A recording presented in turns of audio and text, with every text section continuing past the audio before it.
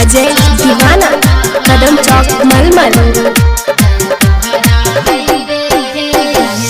धोवत धोवत तोहरी मंदिरबा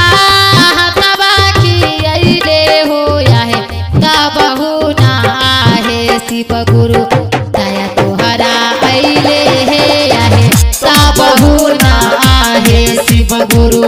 दया तोहरा अइले हे आहे तबहु ना आहे शिव गुरु।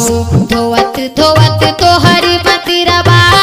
हथवा की अइले हो आहे तबहु ना आहे शिव गुरु दया तोहरा अइले हे आहे तबहु ना आहे शिव गुरु दया तोहरा अइले हे आहे तबहु ना आहे शिव गुरु तबहु ना आहे शिव गुरु दया तोहरा अइले हे आहे तबहु ना आहे शिव गुरु दया तोहरा अइले हे आहे अजय दीवाना कदम चौक मलमल।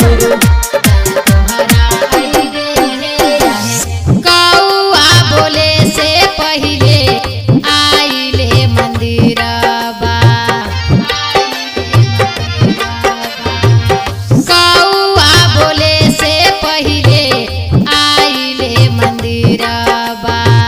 सेवा में हाजिर बाटे हमरो शरीरबा गावत गावत तोहरी चरचबा ओठबा जुरैले हे आहे तबहु ना आहे शिव गुरु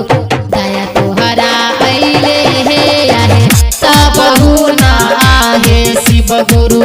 दया तोहरा अइले हे आहे तबहु ना आहे शिव गुरु दया तोहरा अइले हे आहे तबहु ना आहे शिव गुरु तबहु ना आहे शिव गुरु दया तोहरा अइले हे आहे तबहु ना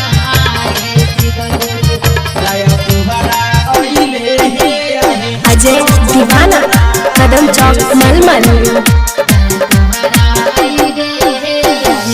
साथिया के बेरा नीता पाइले गिया नामा साझिया के बेरा नीता पाइले गिया नामा भूत जानी पाए शिव गुरु राखिले धिया नामा खतनाल गैया के घिउआ बाती में सुखैले हे आहे तबहु ना आहे शिव गुरु दया तोहरा अइले हे आहे तबहु ना आहे शिव गुरु दया तोहरा अइले हे आहे तबहु ना आहे शिव गुरु दया तोहरा अइले हे आहे तबहु ना आहे शिव गुरु तबहु ना आहे शिव गुरु दया तोहरा अइले हे आहे तबहु ना आहे शिव गुरु दया तोहरा अइले हे आहे अजय दीवाना कदम चौक मलमल। ताया के बाबा दे दीदार तनामा ताया के बाबा दे दीदार सनामा